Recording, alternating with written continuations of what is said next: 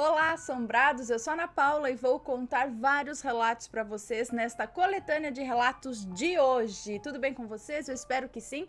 Para quem não conhece, nós somos o canal Assombrado, temos vídeos todos os dias no canal, todas as noites tem relato ao vivo entre 10 e 11 horas da noite, todos os dias às 11 da manhã tem relato também. Tem tipo ao vivo de segunda a sexta, coletânea de relatos no sábado, coletânea temática de relatos no domingo, 12h30 todos os dias tem vídeo do Matheus com o Almanaque Assombrado de segunda a sexta, notícias de sábado e domingo, e de domingo tem especial.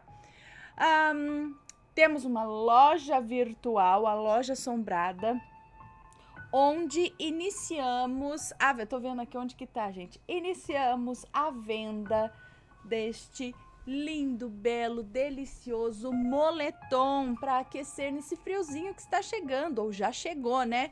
Aqui, ó, moletom do Assombrado. Então, ele tem o logo aqui no peito, tá? Logotipo aqui no peito que brilha no escuro. Ele tem o capuz forrado, aqui por dentro é forrado, e esses simbolinhos aqui também brilham no escuro, a hora que você põe aqui na sua cabecinha. E aqui ele também tem o bolso canguru aqui na frente, sabe? Para você pôr as duas mãos aqui na frente. Bolso canguru, o moletom é inteirinho forrado. Tá vendo? Forradinho, muito gostoso. Tem punho, tá? Com punho aqui, cordão com regulador, aqui se você quiser apertar e puxar para cima, ele fica preso, tá? Não precisa dar o laço, alguma coisa, ele tem esse regulador aqui, se quiser tirar também, se não gosta pode tirar. Enfim, está em pré-venda na loja, garante o seu que assim que chegar a gente já vai enviando quem comprou em pré-venda, tá bom? Ó, novidade na loja, então, moletom para nos aquecer neste frio do Assombrado. Não se esqueçam de deixar o seu like neste vídeo também, tá? Então vamos começar aqui com a coletânea de hoje, com o primeiro relato, que é criança chorando ao fundo. Aviso noturno. É uma moça que nos conta. O que vou relatar é uma grande curiosidade que tenho a respeito do que acontece todas as noites na nossa casa. Deixa eu só ver se tá tudo certinho aqui, gente, porque eu tenho medo de começar a gravar e tá errado alguma coisa. Bom, o som tá saindo, a música tá rolando e que parece que tá gravando. Então vamos lá. Continuando aqui, ó. O que vou relatar é uma grande curiosidade que tenho a respeito do que acontece todas as noites na nossa casa. Nossa casa tem 2 andares. Na parte de baixo temos nosso quarto de casal, cozinha e banheiro. Já na parte de cima fizemos um quarto grande para as minhas filhas e um lugar onde chamamos de sala, onde ficam o sofá, a cadeira de embalo, etc. Como o quarto delas fica na parte de cima, bem sobre o nosso, tudo que é feito lá escutamos no nosso quarto. Escutamos quando as duas estão correndo dentro do quarto. Sim, apesar da idade, porque uma tem 11 anos e a outra 16 anos, tá? Sim, porque apesar da idade, a mais velha ainda brinca assim com a mais nova. Então, escutamos se elas deixam algo cair no chão, então dá para escutar tudo. Todas as noites, antes das duas deitarem, elas passam em nosso quarto para pedir a bênção e sobem. Ainda assistem um pouquinho de TV, conversam e quando dormem, bom, é aí que acontece o que nos causa curiosidade. Todas as noites, quando elas dormem, ouvimos um barulhinho do nosso quarto, como se uma bolinha de gude caísse no chão e quicasse umas 3 vezes e pronto, tal, tal, tal, assim. Detalhe, ao acordarem, a mesma coisa acontece. A hora que elas acordam, aquela bolinha, tal, tal, tal. Tipo, quica uma bolinha de gude no chão. A hora que elas dormem e a hora que elas acordam.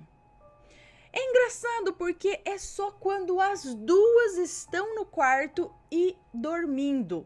Porque certa vez elas foram ao nosso quarto, como de costume, pediram a bênção e saíram. Ficamos no quarto assistindo TV. E aí já fazia uns 30 minutos que elas haviam saído do meu quarto e não ouvimos o barulhinho de todas as noites. Aí eu estranhei. Saí para ir ao banheiro e a minha filha estava na cozinha mexendo no celular. Ainda ri para ela e disse: "Ah, tá explicado o porquê da bolinha não ter caído ainda." Rimos e ela subiu. Deu uns 20 minutos que ela estava em seu quarto, a bolinha caiu. Subi e estavam as duas dormindo. Não temos bolinhas de gude em casa. Eu já perguntei se não são elas tirando com a nossa cara, mas a mais nova até chora dizendo que ela não faz nada. Eu já subi e fiquei de guarda, sem elas saberem. O pai delas me avisou quando a bolinha caiu e eu abri a porta de supetão. As duas já estavam no 10º sono e não havia nenhuma bolinha de gude no chão. Eu costumo dizer que é o anjo da guarda delas, avisando que elas dormiram e que tá tudo bem. Porque quando as duas dormem conosco, quando as duas dormem conosco ou não estão em casa, a bolinha não cai. Já revirei o quarto de cima a baixo para ver se eu encontro essa tal bolinha e nada. Cremos que não seja nada de ruim, pois graças a Deus elas não sentem coisas ruins no quarto nem nada do tipo. Costumo dizer que é o anjo da guarda das duas. O que você acha? Cara, eu não sei se é o anjo da guarda é uma coisa meio esquisita. Por que ele tem que avisar a hora que elas dormem, a hora que elas acordam, jogando uma bolinha no chão? Talvez seja alguma outra coisa, mas o quê? Não sei. Não faço ideia. Se alguém tiver alguma ideia do que possa ser alguma coisa do astral, alguma coisa ligada a elas, ao espírito delas mesmas, que sei lá, sai, faz alguma coisa, tem algum efeito desse no chão, que a hora que elas desprendem do corpo, aí... Mas só quando estão em casa, no quarto, porque quando elas dormem fora isso não acontece, ou quando elas dormem no quarto de vocês isso não acontece. Cara, realmente é algo enigmático. Não faço ideia. Se alguém tiver alguma teoria, deixa aqui nos comentários. Próximo relato. Uma estranha luz em uma noite chuvosa. É um moço que nos conta e ele é de Sumaré, São Paulo. Eu devia estar com os meus 7 ou 8 anos de idade e, como qualquer garoto da minha idade, estava vivenciando um dos meus maiores medos de infância, que eram chuvas noturnas. Sempre que estava prestes a chover, eu podia escutar os típicos ventos uivantes que pareciam vir de outro mundo, ainda mais que a minha casa era velha e as janelas eram aquelas de metal robusto que enferrujam rápido. Junto do medo dos ventos uivantes, eu tinha também medo de alienígenas, desde que eu assisti o filme Sinais, o qual tinha uma cena que se passava no Brasil, de um ser bizarro passando em frente a um monte de criancinhas. Aquilo me dava calafrios, ver aquele ET, e fiquei noites sem dormir por causa disso. A situação a seguir, eu posso jurar que aconteceu, e ainda não faço ideia do que poderia ser aquilo, mas era uma dessas noites uivantes. O tempo parecia estar muito pesado lá fora, os ventos constantemente batiam na minha janela e eu mal conseguia colocar os olhos para fora da coberta. Mas o curioso era que a chuva ainda não estava caindo, e sim apenas os uivos do vento. Depois de minutos, escutei relâmpagos ao longe, trovões, né? E jurava que logo uma chuva cairia. Até que um enorme estrondo veio de fora de casa. Literalmente parecia que algo havia caído no terreno da casa. A minha casa possuía um enorme quintal na época. Eu pulei da cama devido ao susto dessa explosão do lado de fora. O som pareceu ecoar por um tempo ainda. E em seguida começou a ressoar, como se estivesse indo e voltando pela casa. Aquele barulho contínuo, como se fosse tipo um trovãozão. Não sei como, mas consegui ganhar forças para sair da cama e olhar pela porta do quarto. Abri um palmo e pude ver a casa inteira brilhar. Era como se um poderoso holofote estivesse virado diretamente para minha casa. A sala, cozinha e banheiro estavam brilhando como se fosse dia. Brilhando, o que ele quer dizer, acho que estava muito iluminado. Estava como se fosse dia, exceto o quarto dos meus pais que estava com a porta fechada. E o estranho é que eles não acordaram com o som da explosão. E olha que a minha mãe acordava com qualquer barulhinho. A luz não se mexia. Tipo, não ficava que nem uma lanterna ou alguma coisa mexendo. Era estática. A luz não se mexia, mas continuava a emitir aquele som esquisito.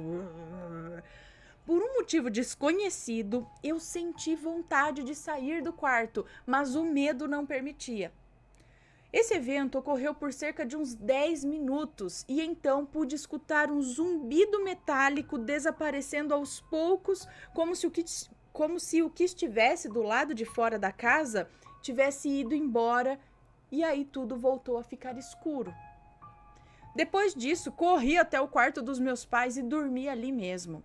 Hoje, com 21 anos, ainda tenho problemas para explicar o que houve aquela noite. As pessoas não acreditam e eu mesmo não acreditaria em tal acontecimento se escutasse isso de alguém. Tenho completa certeza de que não estava sonhando naquele momento. O dia seguinte ao evento foi nublado e mais nada de bizarro voltou até agora. E assim espero que não volte nunca mais, né?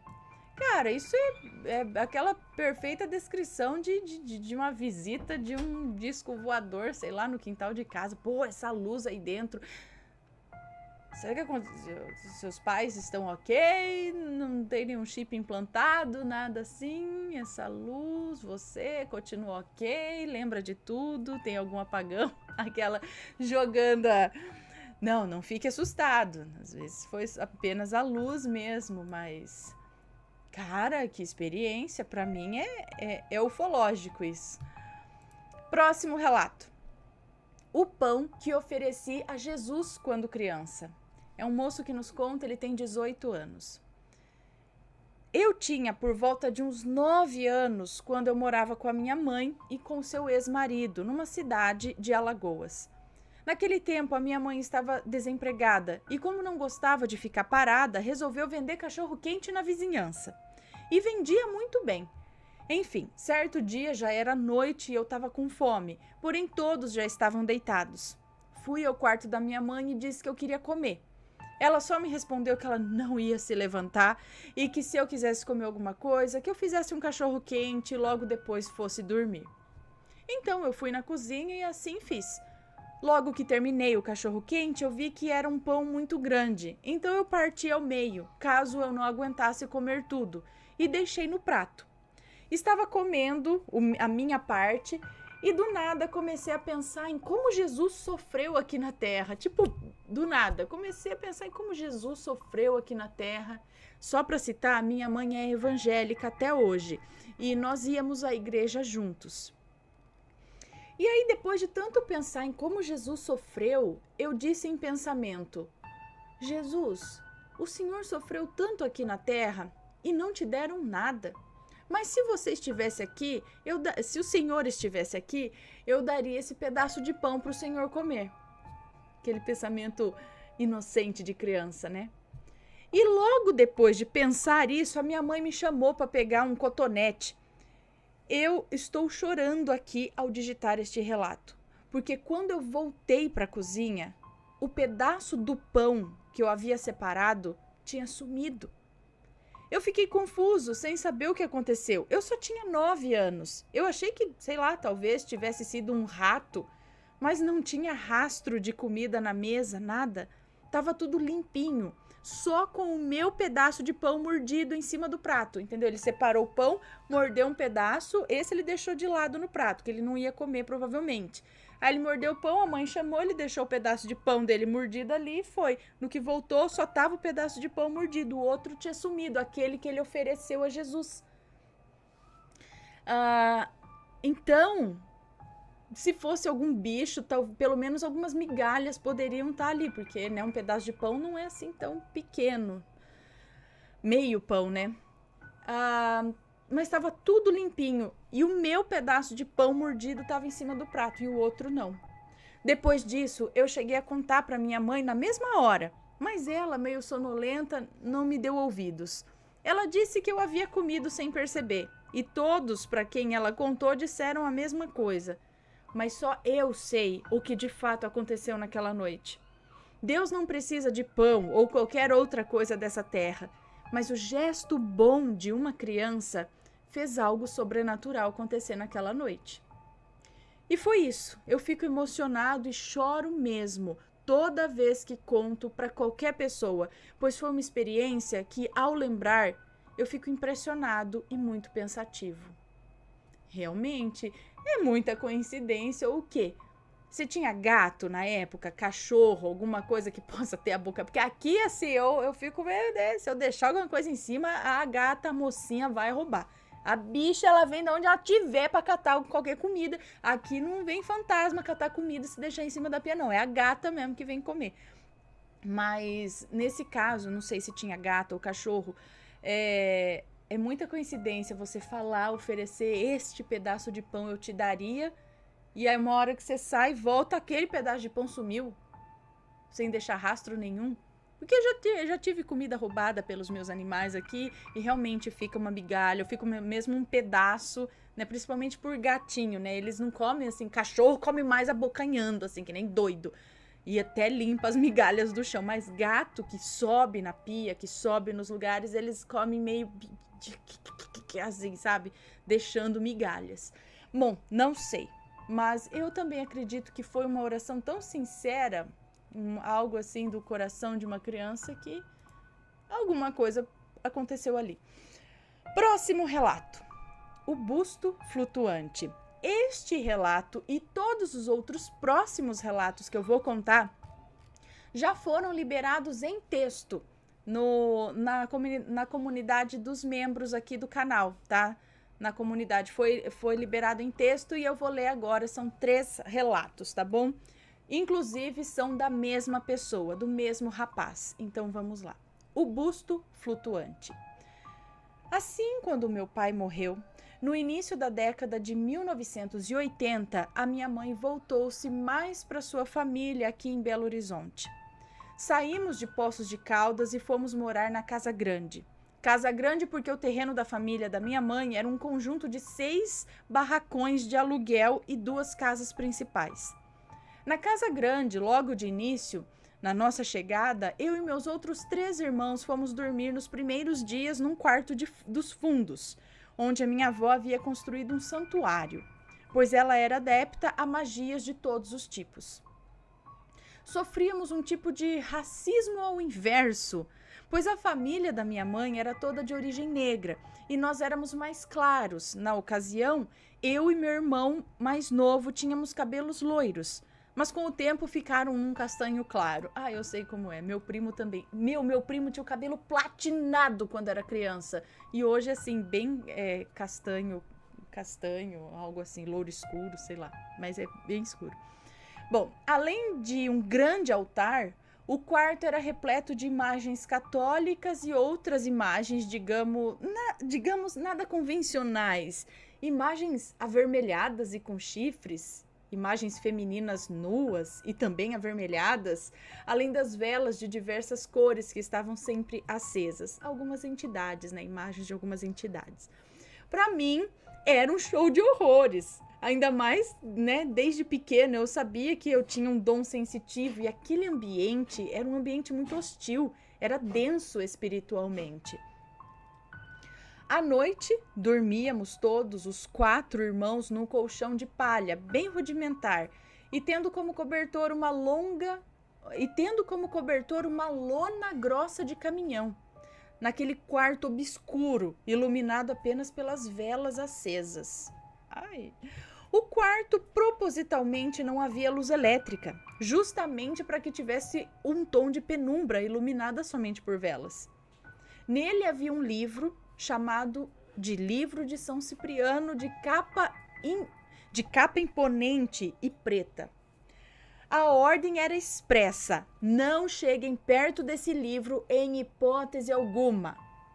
Nele havia também baralhos de cartomante e pedras ou conchas de tarô, eu não me recordo muito bem. E minha avó, acho que as conchinhas de búzios, talvez. E minha avó estava sempre de turbante na cabeça e com unhas enormes, que ela adorava me dar beliscões ardidos com aquelas unhas. Na verdade, eu tinha mais medo do livro do que das imagens e velas constantes naquele quarto. Lembro-me que no chão havia riscado em giz... Isso era o quarto que vocês dormiam? Que as crianças dormiam? Era esse? Peraí, perdi alguma coisa? Sofrimos um tipo de racismo ao inverso, tal. Na casa grande, logo de início, na nossa chegada, eu e meus outros 3 irmãos fomos dormir nos primeiros dias num quarto lá nos fundos, onde a minha avó havia construído um santuário. Sim, eles dormiam nesse quarto. Enfim, o quarto... Lembro-me que no chão havia riscado em giz branco um pentagrama de uns 40 centímetros e em suas pontas vestígios de velas vermelhas. Sinceramente, era muito perturbador. O quarto cheirava mal. Estava sempre úmido e mofado. Janela basculante de vidros transparentes, alguns quebrados, outros trincados. As sombras da vegetação do lado de fora formavam silhuetas apavorantes no quarto. Desde criança, sempre tive dificuldade para dormir. Eu tenho insônia crônica e lembro-me da visão mais perturbadora da minha vida. Todas as noites eu via um busto masculino. Deixa eu só ver se está tudo certo com a gravação aqui, que eu escutei um barulhinho. Não sei se é coisa conectando ou desconectando, mas tá tudo ok. Deixa eu só ver aqui o microfone. Ok. Música? Ok. Continuando. Todas as noites eu via um busto masculino, semelhante àquelas estátuas de museu, somente os ombros, sabe, e a cabeça, num tom meio azulado e transparente que ficava flutuando pelo quarto durante toda a madrugada. De um lado para o outro, mas sempre próximo àquele livro, como se fosse um guardião daquela escritura. Como a ordem era para não ler o livro e dizer isso para as crianças era como um convite a explorar o desconhecido e proibido, pois bem, meu irmão mais velho do que eu chegou a folhear aquele livro na surdina por diversas vezes. Segundo informado, quem lesse aquele livro sem autorização, não sei autorização de quem, nunca teria sorte e felicidade na vida.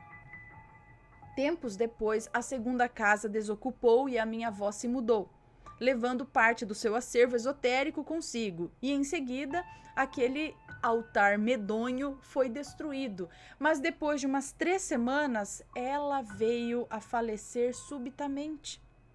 Não me lembro qual foi o destino daquele acervo. Meu irmão se envolveu com drogas desde os 12 anos. Fazia pinturas e tatuagens diabólicas. Tinha uma fala desconexa. Teve uma vida de vícios e sofrimentos e ceifou sua própria vida aos 33 anos de idade.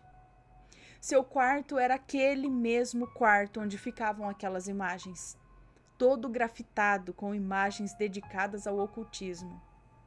E ainda de vez em quando, mesmo depois de tantos anos, me vem a lembrança daquele busto vagando pelo quarto, como se fosse um sentinela daquele livro macabro no altar. Aquela casa sempre foi alvo de brigas por sua herança. Passamos grande parte da vida sofrendo ameaças e nos defendendo de agressões dos parentes mais próximos, tentando nos expulsar daquela casa. Após a morte da minha mãe em 2004, eu e meus irmãos nunca mais voltamos àquele lugar. Outros parentes a ocuparam e não temos mais notícias do lugar. Localizada no bairro tal, em Belo Horizonte, naquela casa, a felicidade nunca entrou. Ainda tenho sonhos perturbadores com ela, onde tenho a certeza que os espíritos daqueles que se foram e que cultuavam e desejavam aquela casa, de alguma forma estão aprisionados a ela. Credo. Então coisa boa não acontecia ali, sei lá o que a avó fazia, não sei. Mexer com energia densa, talvez. Próximo relato. Cara a cara com a pisadeira. Também já foi publicado em texto lá no Clube dos Membros. E é do mesmo rapaz, tá? Em 2007, com apenas 33 anos, eu ainda me recuperava do luto do falecimento da minha primeira esposa. Havia ficado viúvo há menos de 1 ano e havia desfeito de tudo que tinha, praticamente de tudo que me prendia àquele passado tão recente. Resolvi alugar uma kitnet aos fundos de uma garagem. O local para mim era perfeito na ocasião. Tinha somente um colchão no chão e um fogão. Não precisava mais de nada naquele momento. Estava afastado de tudo e de todos, dos familiares, dos amigos e de qualquer tipo de entidade religiosa. Ninguém sabia meu novo endereço. Religiosos me procuravam com frequência, pois antes do falecimento da minha esposa, eu era muito religioso, dava aulas dominicais para jovens e também havia feito seminário por 2 anos, mas minha fé havia acabado. Minha vida estava resumida somente de casa para o trabalho, do trabalho para casa. Não tenho o costume de dormir de barriga para cima. Para mim, essa posição é muito desconfortável e não consigo nem mesmo cochilar assim. Então, posso dizer que isso é praticamente impossível de acontecer. Com o passar do tempo, resolvi voltar a estudar. Comecei os estudos em uma faculdade, o que foi muito bom para mim. Novos amigos, novos assuntos, novos ares. Digo até hoje que foi a faculdade que salvou a minha vida, pois com a depressão passava coisas horríveis na minha cabeça. Chegava muito tarde em casa, cansado, tomava um banho, ia direto para o colchão, dormia logo de imediato, sem demora.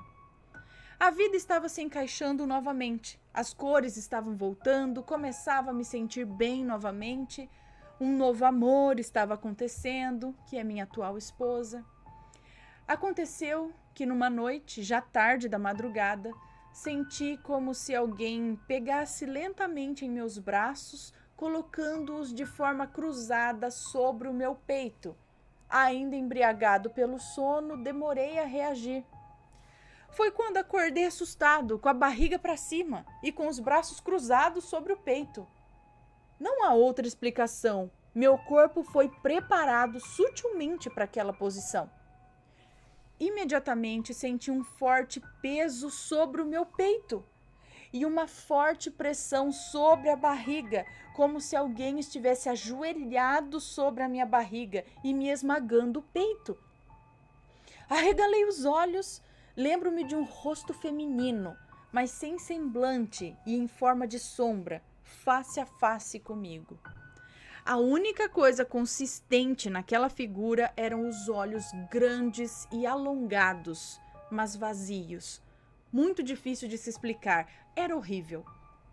Fazia muita força para me libertar, mas aquilo era mais forte do que eu. E pelo esmagamento na região torácica, me faltava oxigênio, o que já estava me deixando fraco, a ponto de desmaiar, ou até mesmo morrer, sei lá. Tentei fazer uma oração, mas nada vinha à cabeça. Me deu um verdadeiro apagão no meio daquele sufoco. Não vinha nada na cabeça, uma verdadeira paralisia ou congelamento mental.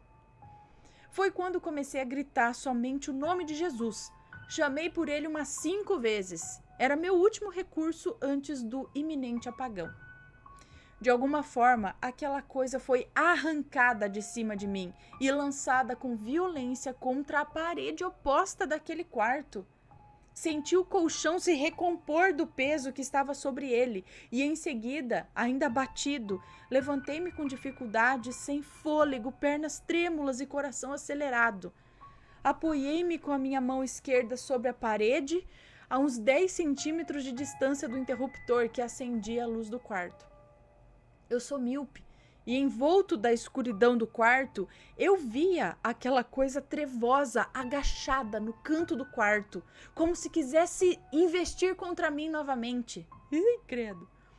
A coisa era tão real que eu via os seus movimentos como se fosse um animal acuado prestes a avançar.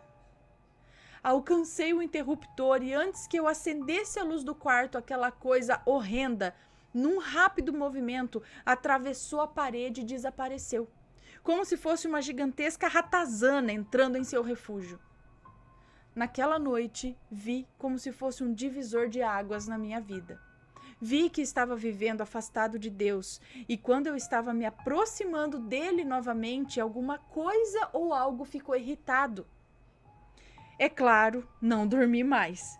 Refleti a noite toda sobre o acontecido e providenciei de me mudar o mais rápido, o mais breve possível daquele lugar. Havia esquecido desse relato. Foi nesse ano de 2017, quando assisti uma reportagem a respeito do fenômeno da paralisia do sono, que me veio a lembrança daquele dia. Esses relatos, inclusive, aqui que eu tô lendo deles, são acho que desse ano, de 2017, ok? E nessa reportagem citaram essa tal entidade de pisadeira como uma figura folclórica, onde fui pesquisar a fundo a respeito e achei bastante familiar e verdadeiro. Tenho a certeza absoluta, esse fenômeno chamado paralisia do sono não existe, ou pelo menos não aconteceu comigo, pois vi e senti que aquilo era físico, era racional, era agressivo, não era do bem. Gostaria muito de ouvir outros relatos a respeito dessa entidade, até mesmo trocar ideias e experiências com pessoas que passaram pela mesma situação. Hoje tenho uma vida muito feliz, muito bem casado, amo minha esposa e com certeza muito melhor do que eu era antes. Estou mais forte, mais espiritualizado e aquela coisa não pode mais comigo. Opa, aí sim. Credo, gente, tem vários relatos desse tipo da pisadeira. Minha avó falava da pisadeira lá no sítio, que acordava quando dormia de barriga para cima, aquele peso no peito. Só que não é só... Tem algumas pessoas que só sentem o peso, mas tem gente que vê. E é sempre, na maioria das vezes, é essa mesma visão aí. Tipo a desgraça, assim, sabe? Último relato, que é este. Punição severa, da mesma pessoa, do mesmo rapaz, e também já foi publicado em texto. Existe um relato contado pela minha mãe, já falecida, que me intrigou bastante. Até mesmo porque tive a oportunidade de questionar o protagonista dessa horrenda história macabra. Com os meus tios, por parte de mãe, tínhamos uma relação muito tumultuada, pois eu e meus irmãos, de alguma forma, sofríamos uma espécie de racismo ao inverso, como ele já disse no outro relato, pois éramos de pele mais clara que os demais membros da família materna, e assim éramos tratados de forma mais hostil pelos nossos tios e primos.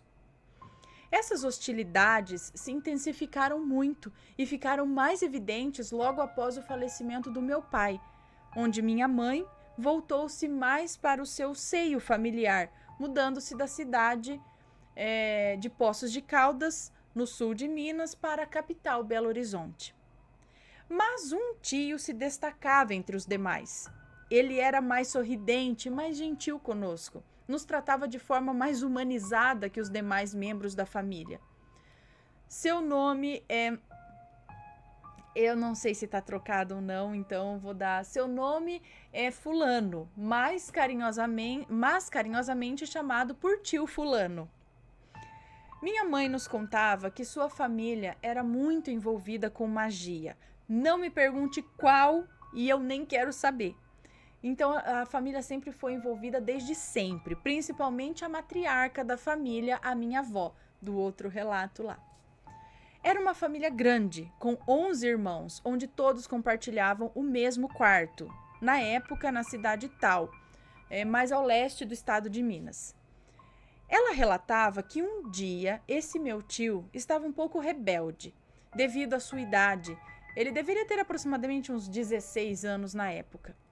E em um determinado momento, ele discutiu com a minha avó, numa discussão acalorada, onde ambos se ofenderam.